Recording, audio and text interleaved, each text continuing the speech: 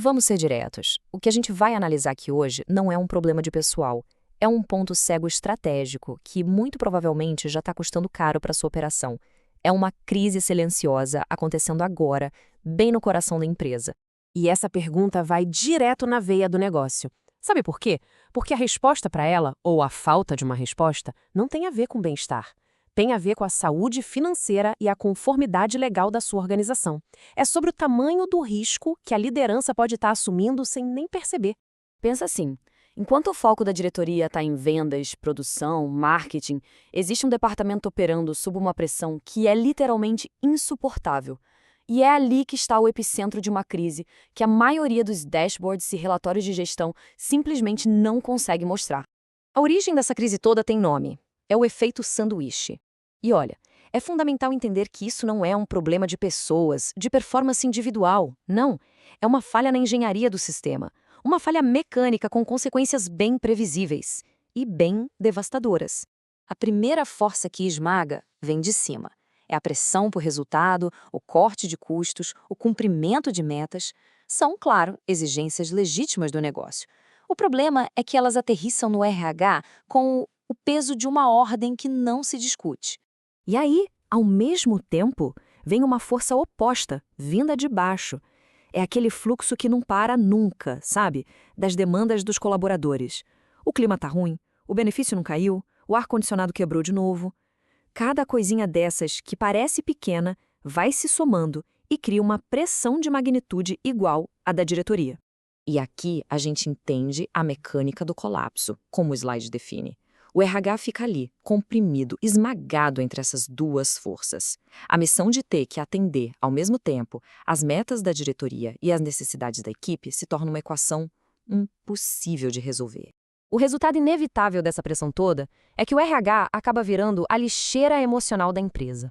É aquele departamento que absorve a ansiedade e a frustração de todo mundo, de todos os níveis, mas não tem um sistema de escape para sua própria sobrecarga. Escuta todo mundo, mas não tem para quem desabafar. Para a gente ter uma ideia do tamanho dessa bomba relógio emocional, basta imaginar essa cena. De manhã, a tarefa é demitir 10 pessoas. À tarde, a tarefa é organizar a festinha dos aniversariantes do mês.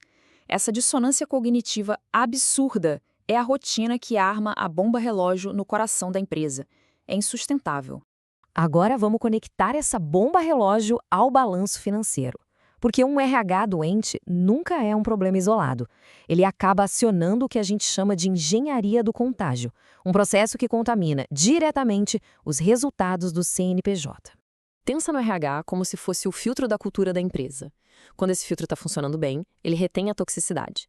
O problema é que quando ele está sobrecarregado, danificado, ele não só para de filtrar, como começa a espalhar essa toxicidade por toda a organização.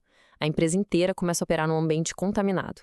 E essa contaminação aparece claramente nos números, viu? Contratações ruins feitas na pressa, uma gestão de conflitos que acaba virando um passivo trabalhista enorme, treinamentos que não dão resultado algum. Cada um desses pontos que a gente está vendo representa prejuízo direto e mensurável para o negócio. E se o impacto financeiro já não fosse preocupante o suficiente, tem uma ameaça ainda maior: o risco de conformidade legal.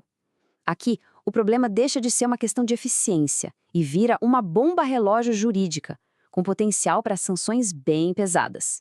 E é aqui que mora a grande e perigosa ironia da história. O RH é pressionado para mapear os riscos psicossociais lá da operação, da fábrica, para garantir que a empresa compra a NR1. Mas a pergunta que a gestão de risco não está fazendo é: quem está medindo o risco psicossocial do próprio departamento de RH? Sabe, isso é mais do que só uma ironia, é uma falha grave de governança. A empresa busca a conformidade lá na ponta da operação, mas deixa o guardião dessa conformidade, o RH, entrar em colapso. É um ponto cego simplesmente inaceitável em qualquer matriz de risco corporativo séria. Diante de todos esses riscos, o financeiro, o cultural e o legal, a única saída é uma mudança de perspectiva. Uma mudança fundamental. É preciso abandonar de vez aquela visão da RH como centro de custo e reconhecer o verdadeiro papel dele na estrutura do negócio. Essa visão do RH como o departamento de festa ou da burocracia da folha de pagamento, ela não é só antiga, ela é perigosa para o negócio. A realidade estratégica é que este departamento funciona como o coração da operação. É o filtro da cultura e o principal guardião da conformidade legal da empresa. E essa analogia com o coração é perfeita. Em qualquer sistema complexo, seja um corpo humano ou uma empresa, a lógica é a mesma.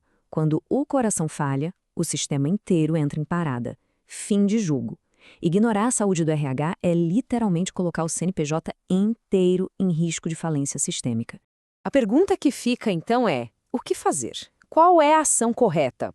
E a solução não exige um plano complexo, não. Exige uma decisão da alta liderança, um mandato direto vindo de cima para mitigar um risco que está claro, presente e crescendo a cada dia. A missão se resume a 2 passos executivos. Primeiro, pergunte. Chame a sua liderança de RH e tenha uma conversa genuína. Como você está aguentando essa carga toda? E segundo, haja. Se a resposta for que a bateria acabou, que não dá mais, ofereça uma rede de apoio externa.